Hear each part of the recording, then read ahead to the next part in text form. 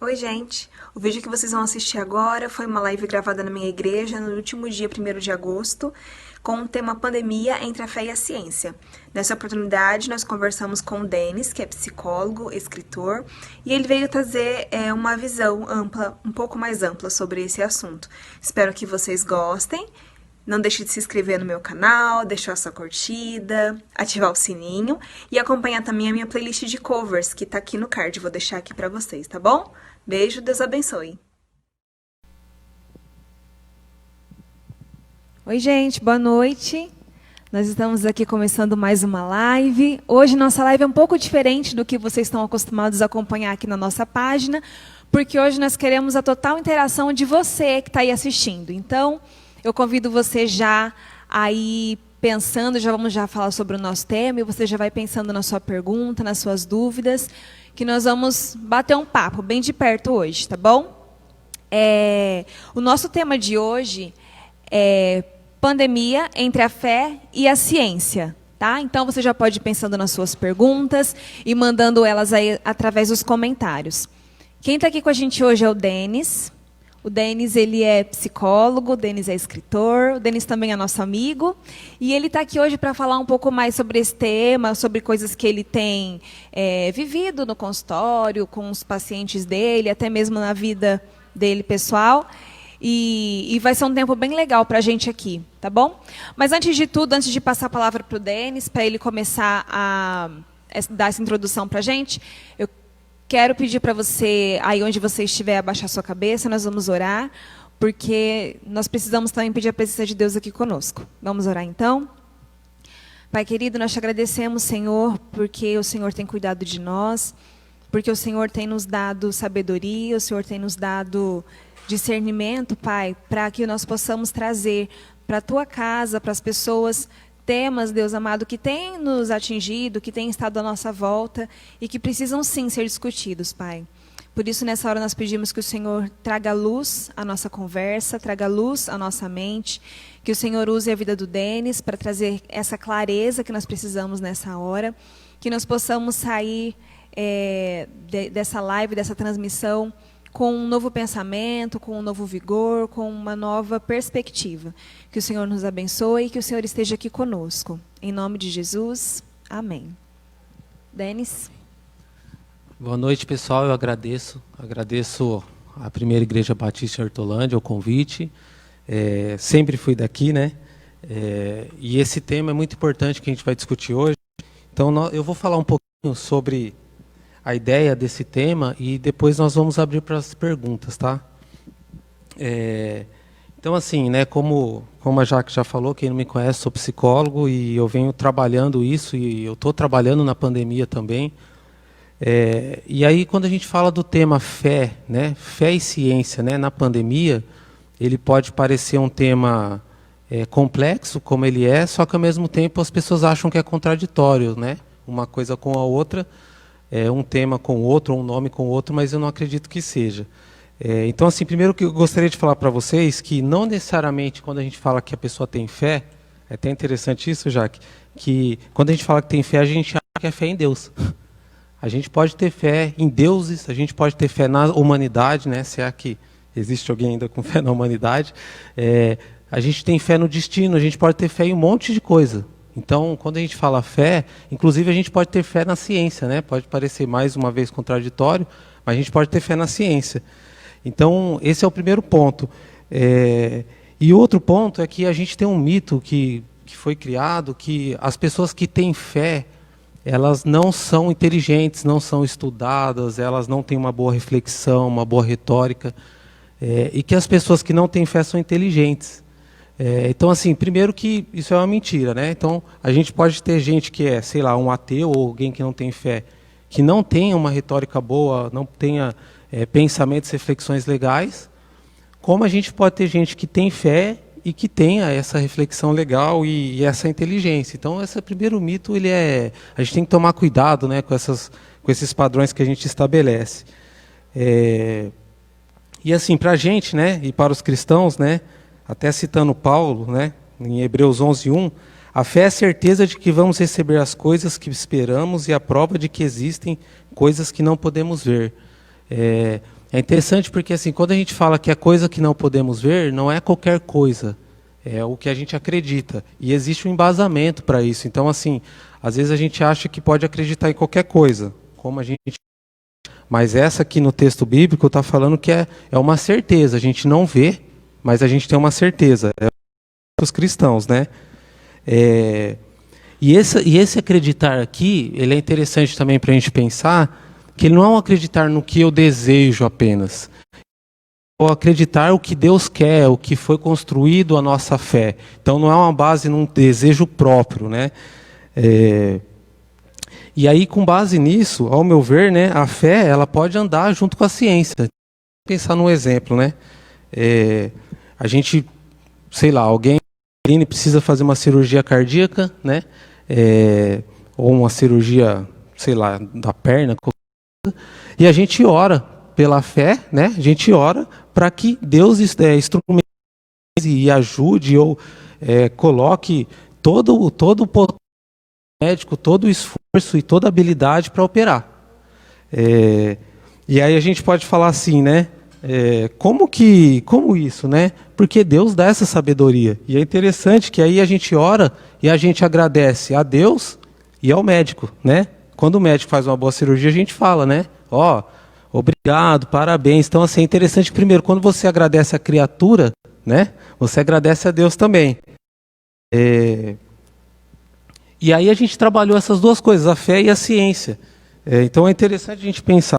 E aí eu sempre faço uma provocação, que é o seguinte, quando a pessoa fala que ela não acredita na ciência, eu falo assim, então tá bom, a partir de hoje você não faz nenhuma cirurgia, você também não usa energia elétrica na tua casa, você não usa tecnologia eletrodoméstico, né?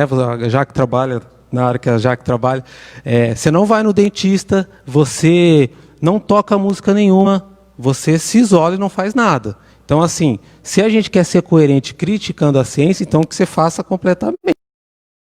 E aí tem um texto que ele pode parecer até meio fora do contexto, mas eu achei muito interessante, que a gente pode, que eu acho legal compartilhar. Quando Moisés e Deus pediu para Moisés para construir o tabernáculo, né?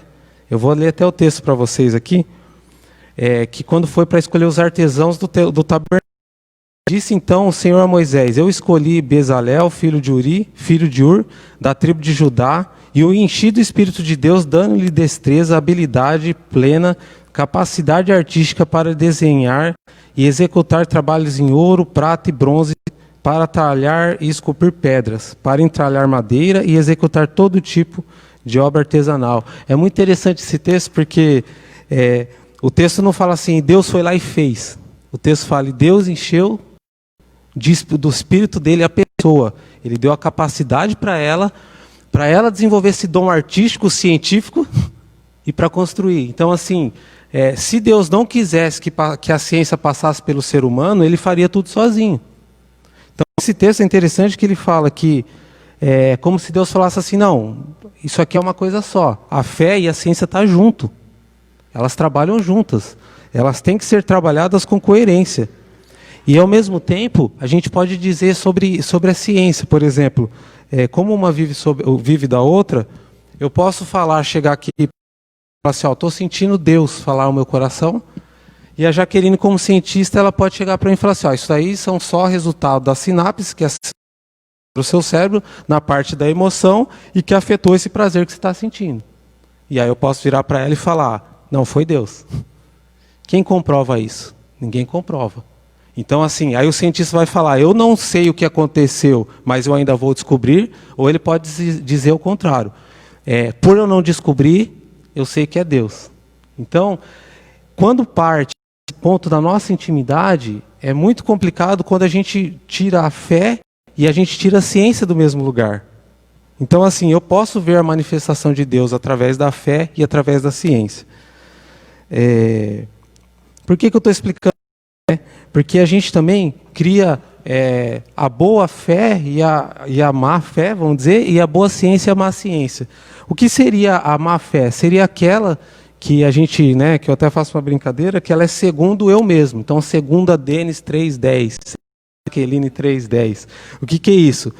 eu falando da parte cristã, eu pego os versículos bíblicos e tento destrinchar eles de uma forma que eu consiga ficar bem comigo mesmo, de acordo com o que eu acredito, e não do que o contexto diz ou querem que eu diga. Eu posso pegar dogmas e qualquer coisa da igreja e eu pegar e tentar distorcer para uma forma que eu consiga ficar bem comigo mesmo. Essa seria a fé ruim. E a ciência ruim é ela é ligada também à onipotência. Então, por exemplo, a gente vai falar da pandemia, a gente está vivendo um momento que todo mundo quer descobrir uma vacina. E eu posso, de uma forma irresponsável, falar assim, eu tenho uma vacina que está 100%, que essa aqui dá certo, e vai mexer com o mundo todo, mas às vezes ela não foi comprovada, ela não foi testada, ela foi pouco testada. As coisas os efeitos negativos dentro do corpo ou no corpo de alguém, ele pode ter feito bem para um e mal para o outro. Então, assim, todas essas questões, a responsabilidade e a onipotência, pode falar sobre a ciência ruim. Então, nesse ponto, tanto a fé como a ciência, elas são ruins.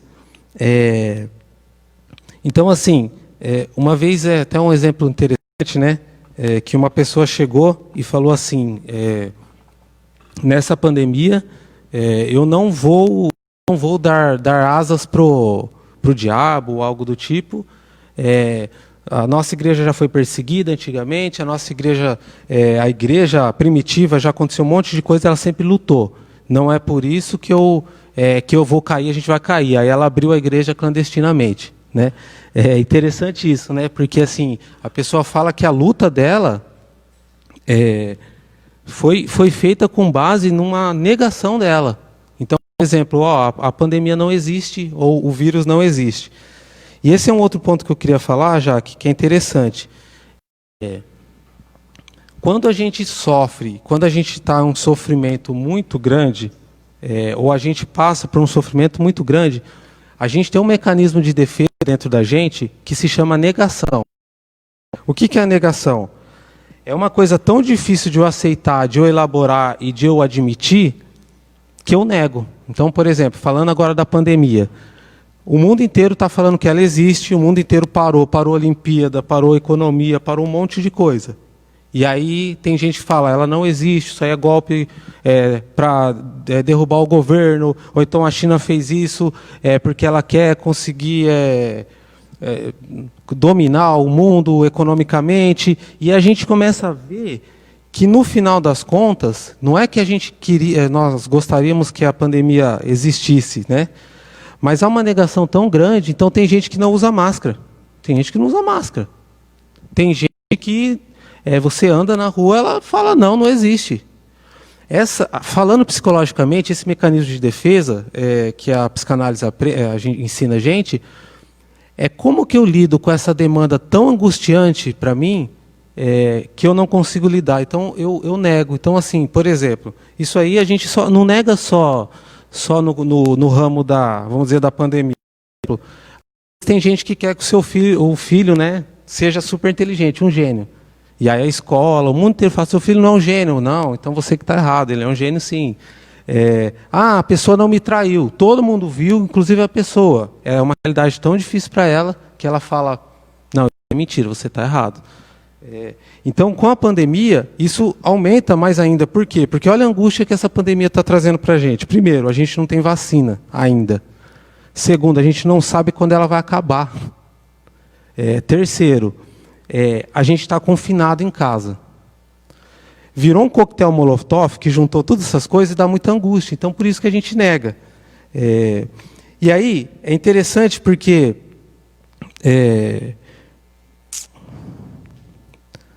quando a gente fala dessa negação, a gente tem que entender o que a gente como a gente está agindo, qual está sendo a nossa responsabilidade e qual está sendo a resposta, seja da igreja ou fora da igreja, em relação a isso. Porque, por exemplo, como que os seus filhos, os nossos filhos estão vendo isso? Como que é?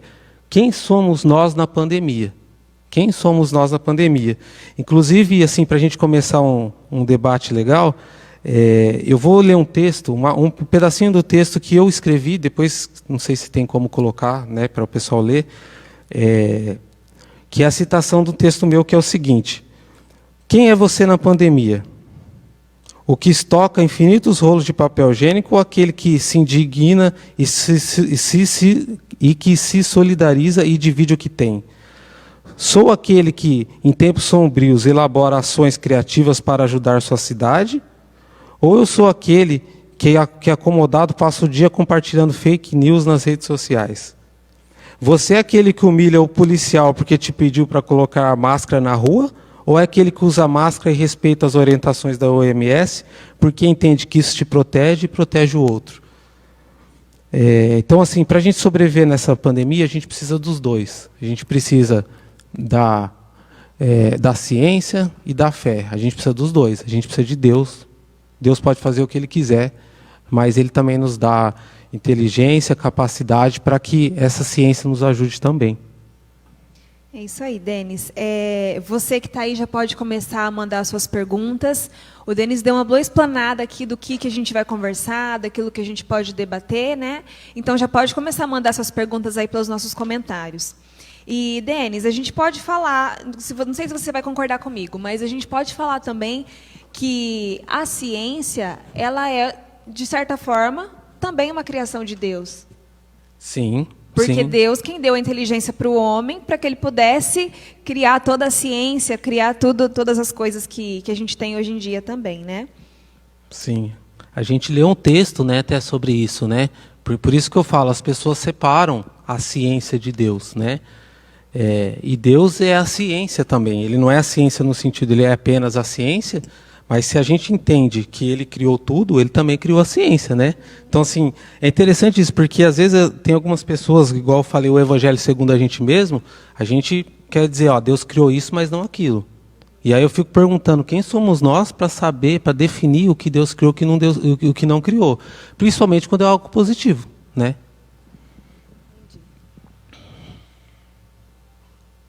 Vamos lá, pessoal? Estou esperando chegar aqui as perguntas para a gente. Enquanto não chega, Jaque, então só para eu falar uma coisa, que é interessante assim, né? Quando a gente fala, porque, por exemplo, a gente não passou, a nossa geração não passou por pandemia. Então, assim, isso é novo para a gente também, né? E aí eu vejo pessoas que se orgulham, que falam assim, ó, eu nunca mudei, eu sempre fui assim. Aí vem uma pandemia que muda totalmente a nossa realidade. Ela muda totalmente a nossa realidade. E aí eu fico pensando assim, como que alguém não muda?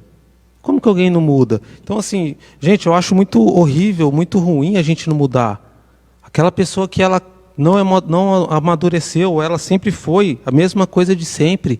Sendo que o mundo muda, a gente muda, a nossa idade muda, tudo muda. Então, assim, eu acho que uma das resistências muito grandes que a gente está passando nessa pandemia, que tem a ver com essa negação, é essa questão da gente não mudar. Porque, assim, o que faz alguém, por exemplo, em meio à pandemia, ir a 13 de maio, para comprar um alfinete? É uma coisa muito necessária? O que faz ela comprar um chaveiro? Isso é negação. Isso é negação. Então, assim, é a pessoa tentando dizer assim, eu fui acostumado a ir para o centro. E não importa o que aconteça, eu vou para o centro. Ô, Denis, e me fala assim, você acha que essas pessoas que estão nesse estado de negação, você acha que elas se sentem autossuficientes? Eu acho que elas conscientemente se sentem, mas inconscientemente elas se sentem impotentes. Porque, por exemplo, a gente tem que aprender a lidar com a angústia do dia a dia, que é a angústia do não saber, que é a angústia da gente ser impotente, é a angústia de um monte de coisa que a gente não sabe lidar e não tem facilidade para lidar. A pessoa que é menos, que ela é menos impotente, menos potente, ela começa a negar isso. Então, assim, aparentemente ela se sente impotente, mas isso ela está escondendo uma criança, um menino, uma menina frágil dentro dela, porque é como se ela falasse: eu não consigo lidar com isso e é por isso que eu acho que não vai pegar, não vou pegar vírus, não acontecer nada comigo. Eu não sei se você acha também que isso faz sentido. Eu tenho visto que, às vezes, as pessoas mais velhas têm tido mais essa questão da negação. Você Certo. acha que tem alguma coisa a ver, questão de idade, questão da criação que eles tiveram com a criação das pessoas mais novas? Então, eu vou ser sincero para você, eu estou vendo muita gente nova negando também. Também tem, mas eu acho ainda que tem gente mais velha que está mais nessa onda assim, de negação. De achar Certo. que não vai pegar, que está tudo bem, que não precisa usar máscara. Ou então que isso já passou, que está acabando. Certo. O que você acha? Eu acho interessante isso, porque assim, primeiro que a gente sempre anunciou, desde o começo da pandemia, que as pessoas mais velhas eram as mais frágeis e as que tinham uma tendência maior. Então isso já dá um medo maior, danado, né? Então, assim, voltando a falar da parte da negação, alguns podem dizer, não, eu sou da área de risco, mas eu não vou pegar. Então é uma negação. E por outro lado, esconde esse medo terrível, né? Porque é como se vamos tentar se colocar no lugar das pessoas mais velhas, como se falasse, ó, se pegar, vocês são o primeiro da fila. Se pegar, vocês são os primeiros da fila. Então, assim, alguns reagem assim, não, eu não pego. A gente tem visto bastante gente postando em redes sociais e tal, aquela figura de quando a gente passava o sangue nos umbrais da porta, e aí o anjo da morte passava, mas naquela família ele não entrava. Você lembra dessa passagem? Você cresceu Sim. na igreja, vai lembrar. E aí tem muita gente usando esse texto e esse contexto para se justificar hoje em dia. Então, minha pergunta para você é a seguinte, você acha que a pessoa que tem muita fé, mas ela tem muita fé, você acha que ela pode ficar imune a essa doença? Não, nunca. Inclusive, com todo respeito, eu acho horrível essa citação que o pessoal fez, eu já vi também. Porque assim, né, se você for pensar a história dos mártires da fé, se eles ouvissem a gente dizer isso, imagina os mártires da fé, todos morreram queimados, crucificados, um monte de coisa, e a gente chegar para eles e falar assim, ó, a sua fé vai te salvar e não vai acontecer nada com você. Se a gente pegar a história dos homens de fé da Bíblia, eles se ferraram pra caramba, não no sentido espiritual, mas no contexto de doenças, sofrimentos. Então, assim, na verdade, para mim, isso é um pensamento anticristão, eu até acho, né? E aí eu falo da parte da responsabilidade, né? Se Deus é o Deus da ciência, o Deus da inteligência, um ato desse é um ato da fé, má fé que eu falei, da fé fraca. Porque, mais uma vez eu falo, então, não toma remédio, não faça mais nada. E o que você acha? A ciência, ela fala sobre o poder da fé para a pessoa que está doente, né? A pessoa já está doente e ela tem essa fé, ela tem essa esperança, a gente pode dizer assim. O que você acha? O que a ciência fala sobre isso? Qual o benefício que isso traz para essa pessoa? Então, é lógico que existem pesquisas, né, que falam sobre a importância da fé na recuperação, né? Mas tem gente que não tem fé e se recupera bem também. Então, o que acontece? Muitas pesquisas falam que a fé ajuda a pessoa a se recuperar de uma doença, por exemplo. Mas existem pessoas que têm a fé ruim, que eu falei, né? Que é aquela que vai falar assim, ó, se Deus não me curou, por exemplo, é porque Ele é ruim ou Ele é mau. E existem aquelas pessoas que sabem lidar muito bem com as demandas das angústias da vida, que é igual eu falei para vocês, por exemplo. É muito difícil você ter uma serenidade, por exemplo, quando você tá respirando mal, sabe? Que é uma das características, né, que é da doença.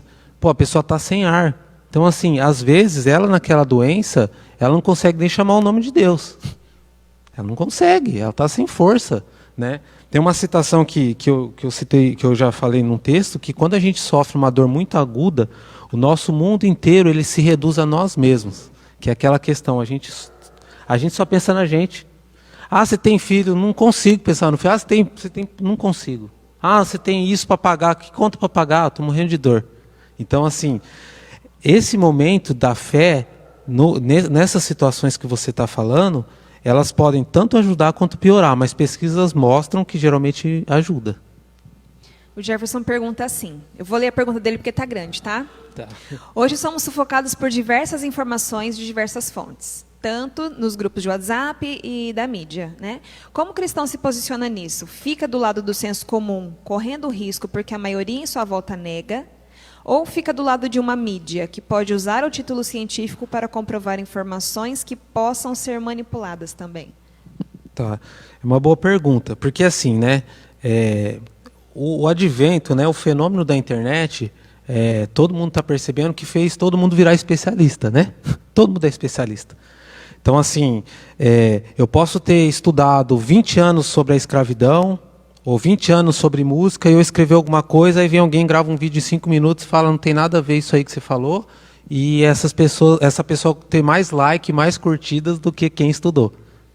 O que eu estou querendo dizer, como todo mundo tem opinião hoje, e como a gente está tão centrado na gente mesmo, isso se aflora e piora na pandemia, porque as pessoas criam dados que eles são mentirosos. Então, assim, a primeira coisa que a gente tem que pensar é a seriedade da fonte. A seriedade da fonte. Ah, tudo que você encaminha no WhatsApp é verdade? Não, pesquisa. Esses dias eu até briguei com uma pessoa, falei, ó, isso que você compartilhou é fake news. Ah, mas deve ter um pouco de verdade. A pessoa falou assim para mim, deve ter, porque aí a pessoa ainda falou assim, se muita gente compartilhou é porque é verdade, gente. Quem falou que dizer muitas vezes vira verdade? Então, assim, eu também acho que aí tem um pouco da nossa onipotência, fora a nossa preguiça de estudar. Então, por exemplo, a Jaque é musicista, né? Eu chegar, eu não entender de um arranjo musical e perguntar para ela, perguntar para você, e você falar, Denis, ó, essa nota não está legal, não está encaixado e tal. E porque eu não gostei do que você não concordou comigo, eu falo, ó, a Jaque está errada. Eu vou virar as costas porque ela está errada. Eu ignorei o que você se formou, o que você estudou, porque eu preciso que as pessoas digam sim para mim. Então, assim, é isso que está falando na internet. Eu não consigo respeitar quem estudou, e eu não estou falando estudou só de diploma, de pessoas que sabem da área. Então, assim, quem que sabe sobre pandemia? Você entende? Quem que sabe sobre música, ou quem que sabe sobre a saúde mental? Cada um, eu não posso pegar a área do outro, porque isso é uma questão de inclusive, honestidade. Você entende? Então, assim, toda vez que alguém compartilha alguma coisa que ela nem sabe o que é, ela está sendo responsável. A gente vê, a gente comentou mais cedo, que tem muita gente que tem ignorado as questões de cuidado, as recomendações, né, que a gente tem recebido da Organização Mundial da Saúde. E, por outro lado, tem pessoas que estão levando tudo ao extremo pé da letra. Gente que não sai de casa desde que a pandemia começou. Gente que, como você falou, que estocou o papel higiênico e está lá usando papel desde março. E não foi no mercado mais e não saiu para nada. Você acha que essas pessoas que têm muito medo têm mais chance de pegar, mesmo se precavendo tanto? Olha, essa sua pergunta ela é bem complexa, porque assim, a gente sabe que a gente não né, eu até fiz uma live sobre isso um tempo atrás, esses dias atrás, que a gente não separa mente e corpo, é tudo uma coisa só. Então, o que acontece? Quando o corpo está adoecido mentalmente, a mente também está, ou quando a mente está adoecida mentalmente, né, o corpo também está. Então, o que eu estou querendo dizer é o seguinte, a nossa mente é capaz até de criar sintomas de coronavírus, mesmo quando não tem. Eu acho, desculpa te interromper, mas eu acho parecido com gente que tem muito medo de ser assaltado. Não sei se faz sentido isso. A pessoa tem tanto medo de ser assaltada que elas têm aquela mania de perseguição. Ai, tem alguém andando atrás de mim. Alguma coisa parecida com isso. É isso mesmo, é isso que você falou. A gente chama isso de a pessoa persecutória. Ela atrai isso, né? Inclusive, nesse exemplo que você citou, a pessoa segura tão forte uma bolsa que o ladrão olha e fala, cara, tem muito dinheiro. Né? Então, assim, existe outro extremo já que disso vamos dizer assim, que são aquelas pessoas hipocondríacas, que elas acham que tudo elas pegam, a doença está o tempo todo em cima delas. As pessoas que estão em casa, mesmo que de uma forma neurótica, elas tendem a pegar menos, porque elas não estão tendo contato com as pessoas. Mas esse lado extremo, eu também acho doentio. Então, assim, esses dois lados são doentios, né? O da pessoa que nega e da pessoa que acha que o tempo todo ela vai pegar. Porque os dois afetam a nossa saúde mental. E essas pessoas que estão com muito, muito medo, você acha que elas devem orar mais ou elas devem fazer terapia? Eu acho que tem que fazer terapia, né? Lógico que tem que orar também. Orar, ela tem que sempre orar. Mas, assim, é interessante essa pergunta porque na pandemia, onde as pessoas estão, a maioria das pessoas estão recebendo menos, alguns perderam o emprego, estão sem dinheiro, eu estou recebendo mais ligações de atendimento. Então, assim, a minha agenda está cheia, porque tem um monte de gente me procurando, porque a pandemia está sendo muito difícil. Primeiro, por essa questão de ser muito novo, e o novo para a gente assusta muito. E eu, por exemplo, estou atendendo online. Eu atendo online. E eu atendo as pessoas quase todos os dias. E eu acho que elas são corajosas, porque elas estão procurando terapia. Porque todos nós deveríamos procurar. Né? Então, assim, como eu falei, dá a mão, a fé junto com a fé junto com a ciência da psicologia, a ciência psicológica junto com a oração. A Ismaelita Nascimento, lá da PIB de São Miguel, reforçou que a fé e a ciência elas andam juntas, como você já falou lá no começo. E aí ela pergunta assim: você acha que essa colisão entre fé e ciência pode um dia chegar a um equilíbrio? E, na sua opinião, essa colisão se dá mais pela ortodoxia científica ou pela religiosidade? Eu acho que os dois lados de que ela citou, né, a ortodoxia e a religiosidade, eles são extremos, né? Então, até enquanto você estava procurando as perguntas, eu falei, né? Eu falei assim que se a gente não está aberto para o novo ou para essa troca e estar aberto para esse novo mundo que é a pandemia, se eu for tão ortodoxo que falar assim, um exemplo, né? Ó, as igrejas vão abrir mesmo, ou então é só oração mesmo, ou então a ciência falar assim, fé não serve para nada e todas essas questões, essas pessoas são as pessoas que tendem a sofrer mais ainda na pandemia. Por quê? Porque a pandemia é um leque aberto que a gente não sabe o que está acontecendo, e esses extremos são as pessoas que mais sofrem. Então, assim, são as pessoas mais fechadas. Então, eu fico pensando assim também, né? Às vezes a gente só conversa com quem concorda com a gente, né? A gente não cresce assim. A gente não cresce. A gente está numa época de polarização política, a gente não cresce. Então, assim, ser ortodoxo nessa hora de não falar assim, ó, o que essa pessoa tem a dizer, o que você tem a dizer, como que a gente chega num resultado aqui para funcionar legal, essas pessoas ortodoxas e essas mais rígidas vão sofrer mais. Você acha que o isolamento social, o não ir à igreja, pode abalar a fé das pessoas? Porque a gente já está aí, pelo menos a nossa igreja, quase, desde março, né? Abril, maio, junho, julho, quase 5 meses sem cultos presenciais. Aí eu acho que a questão da fé, a verdade aqui seria mais o não ir à igreja, né? Porque a gente tem feito as transmissões de live e tudo, mas você acha que a falta desse convívio com as outras pessoas, do culto presencial, isso pode abalar a fé das pessoas? Eu acho que assim, a gente tem uma coisa na psicologia que a gente chama de defesa psíquica, né, que eu acabei de falar. Tem muita gente que não vinha na igreja e está falando que a fé abalou porque a igreja fechou. Mas é lógico que eu não estou falando de todo mundo, né? Então, assim, eu não sei se vão ter perguntas nesse campo também, mas o meu casamento piorou. Ele piorou ou revelou alguma coisa que você não percebia que tinha já, né? Então, o que eu penso, na verdade, se alguém chegar para mim e falar assim, Denis, a falta de comunhão daquelas pessoas que eu gosto e que eu amo está abalando minha fé, ok. Mas se a pessoa falar assim, Denis, a minha ida à igreja, pegar a Bíblia e sentar no banco, está abalando a minha fé, não estou querendo julgar, mas a sua fé já estava abalada. Já estava abalada. Então, assim, se você falar que saudade de abraçar, de dividir uma dor com o irmão ou de abençoá-lo, é uma questão. Agora, se for pelo simples ato de vir para a igreja, eu não acredito muito nisso. Até porque aquilo que muitos pastores já pregaram aqui, coisas também que a gente assiste por YouTube, por internet, que a nossa fé é fortalecida não pelo vir à igreja. O nosso alimento precisa ser diário, né? Com a leitura da palavra, com oração, você fazendo o seu momento devocional na sua casa, com seus cânticos. E depende da igreja estar aberta ou não, né? De qualquer forma, a gente precisa estar se alimentando da palavra de Deus, mesmo com a igreja aberta ou não. Mas uma pergunta que chegou aqui para a gente. Na sua opinião, a pandemia foi mandada por Deus ou foi uma permissão dele? E qual seria o objetivo disso? Isso é uma pergunta bem teológica, né? Mas assim,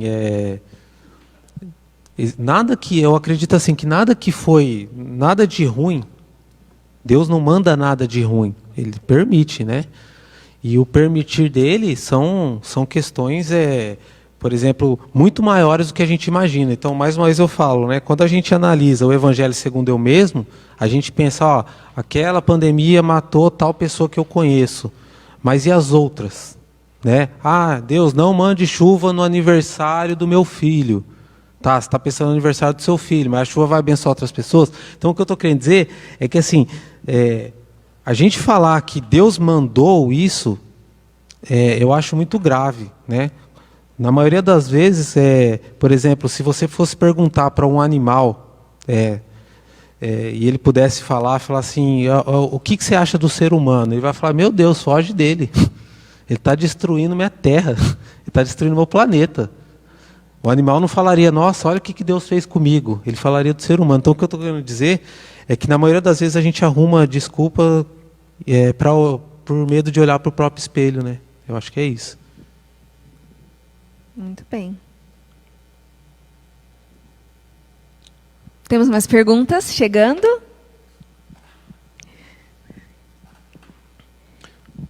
Então, enquanto você acha a pergunta, eu acho legal isso, Pode. falar um pouco disso, né? Sobre essa questão que eu falei de revelar, né? A gente pensa, por exemplo, que... porque, assim, todo lugar que a gente convive muito, né? Quem é da igreja sabe, por exemplo, você faz um acampamento, né? O primeiro dia está todo mundo feliz, legal, já que minha amiga e tal. No segundo... a pessoa já acorda meio mal-humorada, e no terceiro, aí você se diverte, aí você acha estranho. A arte da convivência entre os seres humanos, elas são difíceis, né? Então, assim, muitas das pessoas, elas se esconderam por trás de seus trabalhos, um relacionamento que já está fracassado. Então, assim, eu não estou falando que existe relacionamento perfeito, mas, por exemplo... por que as pessoas não ficaram mais unidas e mais amorosas na pandemia? E por que a taxa de aumento de divórcio, por exemplo, né? O divórcio aumentou muito? Será que aquilo não revelou, lógico que fora o estresse da pandemia, não revelou um casamento que já não estava indo tão bem? E isso volta àquela parte da negação que eu falei. Tem muita gente que se separou porque falou que foi a pandemia. E falando ainda nessa questão de família, o que você tem a falar para os pais que estão com as crianças em casa? Porque as crianças são afetadas de uma maneira diferente da gente. Porque a gente, como adulto, ainda pode ir lá no mercado de vez em quando, a gente sai para trabalhar, né, a maioria. E as crianças não.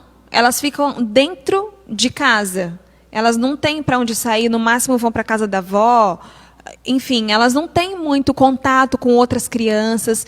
E o que você daria de instrução ou de conselho para os pais? Eu acho que assim, né? Tudo isso depende da realidade de cada casa, né? Eu sempre falo isso, né? Quando o pessoal, né? Eu vi alguns artistas super, né, ricos falando, fique em casa, né? Aquela coisa, fique em casa. Só que a pessoa tem piscina, mora numa chácara enorme, né? Tem vários cômodos de casa, tal, né? Fica em casa é fácil. Então, assim, o que eu falo? Primeira coisa, você tem que entender a realidade da sua casa. Se você tem 2 cômodos na tua casa, você vai ter que adaptar alguma coisa para isso. É muito mais difícil. É muito mais difícil. Se você tem 7 pessoas que moram numa casa de 2 cômodos, é muito mais difícil. Mas, assim, a gente não tem o que fazer agora. Então, assim, é você tentar usar toda a sua criatividade. Aí, agora eu volto a falar. Se você nunca tentou ser criativo com seu filho, dificilmente você vai conseguir aprender alguma coisa agora. Mas ainda tem tempo. Tenta, pesquisa na internet, vê o que ele gosta de fazer, junta, vai, faz uma brincadeira, não sei. Aí, o que acontece? A gente está vendo o número de pessoas usando muitos jogos eletrônicos, celular agora. Por quê? Falta de paciência. É falta de paciência.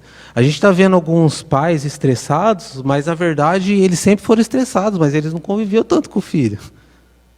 Entendeu? Então, assim, a gente está estressado e isso está revelando a gente. Então, assim, primeira coisa, olhe para os seus filhos, olhe para a sua família e crie alguma coisa com base na sua história e na sua casa, de acordo com o que vocês acreditam e entendem.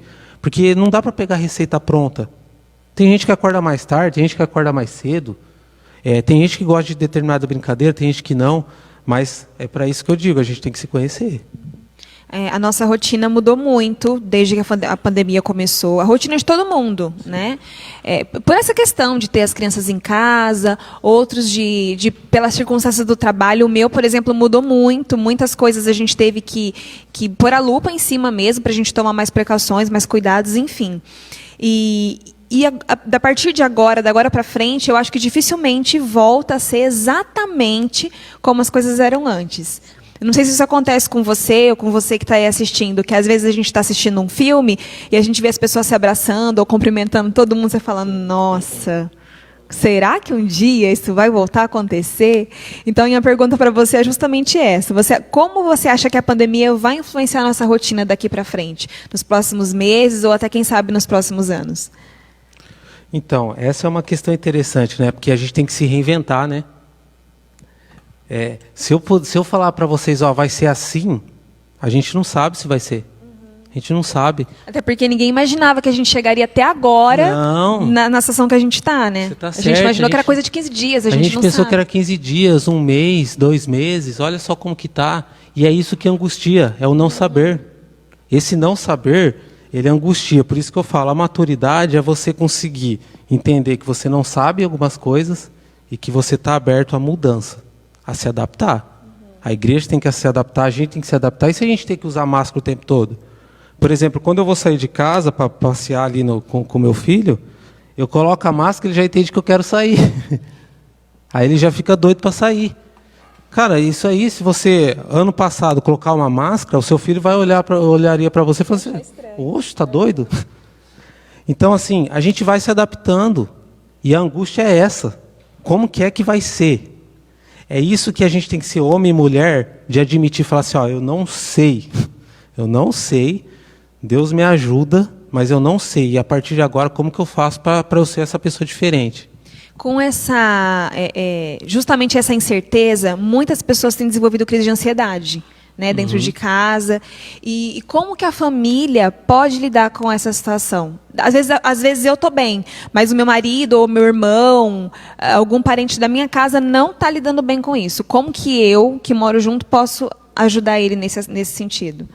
Eu gosto de uma definição de ansiedade que é excesso de futuro no presente. O que é isso, né? Eu tenho muito futuro no presente.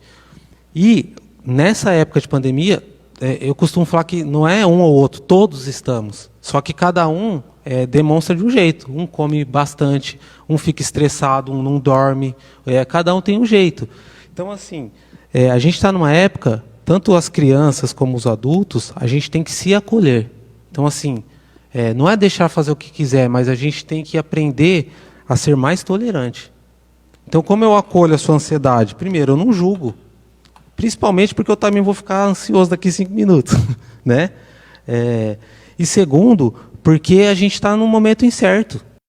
E é interessante que quando a gente acolhe, a ansiedade passa. Ela pode voltar, mas ela passa. E esse é um dos maiores problemas, pelo menos dentro de casa não, mas fora de casa. O abraço é terapêutico, né? E a gente não pode abraçar. Eu vi avós, por exemplo, que os filhos nasceram na pandemia, eles não deram ainda o abraço. Não tinha, né? Então eu acho que é isso, é o acolhimento mesmo e entender que eu também vou ficar assim ou estou assim e a gente se ajuda. E como cristão, ele deve conciliar ciência e fé, não anular o outro? É isso que eu falei, tem que ter um abraço dos dois, né? Tem que ter porque assim, é como se a gente falasse que uma coisa, essa dicotomia, que é isso que a gente está fazendo no país também, que é à esquerda, ou é preto ou é branco, a gente achar que tudo são extremados assim. Além da gente fazer um trabalho multidisciplinar, um trabalho de conjunto. Então, assim, vamos trabalhar a fé, porque ela tem algo a dizer, mas a ciência também tem. Então, aquilo que eu falei, quando cada um se coloca no seu lugar, beleza.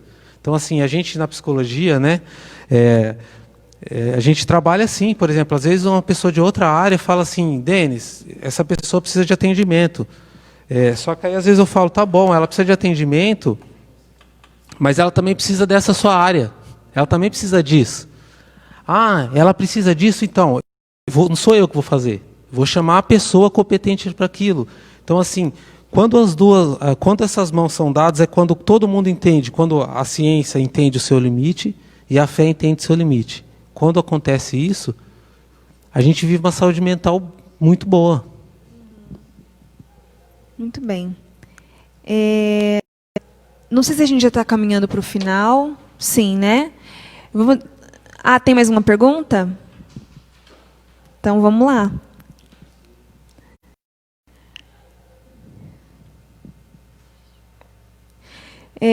Chegou antes aqui, eu acho que eu acabei pulando, quando a gente estava falando sobre Deus ter mandado a pandemia, ou se foi permissão dele. Alguém perguntou assim, continuando, né, o raciocínio, as pragas, elas fazem parte do fim dos tempos. Não seria o Covid uma praga? Então, assim, porque assim, o fim dos tempos ele é anunciado desde a época de Jesus. Jesus já falava, estamos nos últimos tempos. Então, assim, tudo que não vem de Deus, vamos dizer, praga. Então, assim, não tem como a gente falar que, simbolizar, né? Esses dias deu o problema do gafanhoto, a praga do gafanhoto e tal. Então, assim, a gente tem muito essa questão. A gente precisa... essa pergunta, ela é interessante, porque assim, já que a gente quer nomear as coisas, né? E isso que é outra coisa que a gente faz. O que eu tenho? O que é isso? Os sinais, né? Então, assim, para mim, tudo que não vem de Deus e desde aquela época é praga. É praga. Então, eu acho que sim. É porque é aquilo que você falou, da gente pegar, às vezes, as coisas e traduzir da forma que a gente quer. Né? O segundo evangelho do eu mesmo, como você falou. E realmente tem textos que falam sobre isso, que vai vir doenças, que vão atingir todos os continentes, enfim. Mas é aquela questão ainda, eu acho, de tudo ser muito 100%. Né? De tudo ser muito na questão da minha fé, daquilo que eu acredito, e não com a questão da doença. Se alguém não tivesse comido a carne de tal animal... Não sei se você consegue entender esse raciocínio. Entendi. Né? Porque, às vezes, as coisas acabam saindo desse jeito, dependendo da fé e da compreensão de cada pessoa. Agora, para a gente já ir caminhando para o nosso final, eu quero fazer uma última pergunta para você, Denis. Como você está inserido no contexto de fé e de ciência, por você ser psicólogo, né, por lidar das pessoas e por também ser cristão... Qual é o conselho que você deixa para as pessoas? Sua fala final. Pergunta difícil, né? Assim, nunca vai ser fácil conciliar a fé e a ciência se a gente tiver preconceito. Então, assim, como eu falei, se a gente não tiver aberto para aprender e para entender, então, assim, quando alguém vem falar da fé, eu não menosprezar, quem vem falar da ciência também não. E aí eu crio uma demanda mais importante, que é eu me reinventar com a ajuda dos outros. Essa que é a abertura. Então, essa abertura que eu falo que traz saúde mental. Então, assim, como que eu faço? Eu consulto as duas. Quando uma não tem uma resposta, eu vou para outra. Se nenhuma das duas tem a resposta, eu puxo de um não saber. Essa é das maiores lições sobre a pandemia. O que você faz com o não saber. Como você trabalha a sua impotência perante alguma coisa que não tem o que fazer. Só para encerrar, a pandemia é algo muito interessante. Por que está mexendo muito com o coletivo? Porque, assim, por exemplo, se uma pessoa tem alguma doença que não é transmissível, se ela negar, ela morre sozinha. Só que a pandemia... ela passa, o vírus passa para todo mundo. Então, assim, se eu não me cuido, eu não estou cuidando do outro. Então, eu acho que é isso. É a gente pensar no outro e pensar na gente também, na nossa proteção. Eu quero só lembrar, eu não lembro exatamente a referência daquele texto que fala assim, que Deus, Ele cuida até dos pássaros. Eles vivem, eles nascem, eles vão voando, eles não sabem o que eles vão comer, eles não sabem o que eles vão vestir, mas Deus cuida deles. E da mesma forma é conosco. Nosso Deus é um Deus de detalhes, como eu cantei essa semana. Deus cuida de todos os detalhes. Às vezes a gente pode até pensar que Deus não está preocupado, que Ele não está vendo, né? Fala, meu Deus, em Hortolândia já morreram 70 e tantas pessoas. Cadê Deus? Ele não está vendo isso. Mas Deus está vendo. E eu creio, como cristã, que em tudo Deus tem um propósito. Até na permissão dele, até às vezes nessas coisas ruins que acontecem, Deus permitiu por uma razão, Deus permitiu por algum propósito, né? E o nosso trabalho é simplesmente descansar no Senhor e esperar naquilo que Ele tem preparado para a gente. Porque, como o Denis já falou, às vezes a gente tem que lidar com a angústia do não saber. E eu acho que é justamente isso. É descansar. Não é fácil. Não é fácil mesmo. De vez em quando a gente surta, a gente fica... Nossa, mas às vezes a gente precisa aprender a lidar com isso. Com essa angústia do não saber, que eu acho que é justamente isso. É confiar na providência de Deus, confiar de que Deus está dando a sabedoria para os cientistas, para que eles criem uma vacina, para que eles encontrem uma saída para que essa situação comece a melhorar. Mas até que isso aconteça, que a gente continue tomando os cuidados que a gente precisa tomar, que a gente tenha consciência que é justamente isso. O meu cuidado comigo é o cuidado que eu tenho com o Denis, é o cuidado que o Denis tem com a esposa, com o filho e assim por diante. Denis, obrigada pela sua participação. Foi muito legal essa nossa primeira live nesse formato. Foi muito bacana. Eu quero agradecer a todos vocês que estiveram assistindo com a gente agora até o final. Foi muito legal a participação de vocês. Obrigada por todas as perguntas que vocês mandaram para a gente. Foi muito bacana. Se você ainda não curtiu a página da nossa igreja, curta, acompanhe, porque todos os domingos nós temos live às 9 da manhã. Agora com a devocional ao vivo, a partir de amanhã, às 9 da manhã. Às 3 horas da tarde, nós temos uma live para as crianças. Então, se você tem criança em casa, liga aí na nossa página às 3 horas da tarde, porque nós temos uma live aqui com as tias. Tem sido muito bacana. As crianças se sentem importantes quando escutam o nome delas na live. Então, tem sido muito legal. E à noite, às 19 horas, nós temos também o culto da noite. Temos também a live no domingo à noite. Também na quarta-feira, temos muitas atividades. Também na quarta-feira, às 19h30, o nosso culto de oração. Então, que você se envolva com a sua igreja, mesmo à distância. Se você não é da nossa igreja, mas se você quiser participar, você é super bem-vindo para assistir sempre. Se você tiver algum pedido de oração, você pode mandar inbox na nossa página. Nós vamos estar orando por você. Nós queremos que mesmo à distância nós estejamos próximos, que a tecnologia, que é o que nós temos por agora, possa nos aproximar, que você se sinta próximo da gente mesmo assim, como nós estamos através de uma tela, né? Que Deus nos abençoe, continue acompanhando com a gente aí as nossas programações na nossa página. Temos também o nosso canal do YouTube aí caminhando, né? Começando a crescer, mas assim que ele tiver certinho, tudo em ordem para a gente começar a fazer as transmissões por lá também, a gente vem aqui avisar, tá bom? Deus abençoe vocês e até amanhã, então, às 9 da manhã. Pessoal, boa noite. Eu agradeço ao convite. Espero que que esse diálogo, esse debate tenha abençoado e ajudado todo mundo. E boa noite. E se você gostou desse formato de live, deixa aí nos comentários para a gente saber, porque a gente quer fazer mais lives nesse formato. A gente pelo menos gostou, né? Então, se você gostou, comenta aí, vai ser muito legal, tá bom? Tchau, Deus abençoe.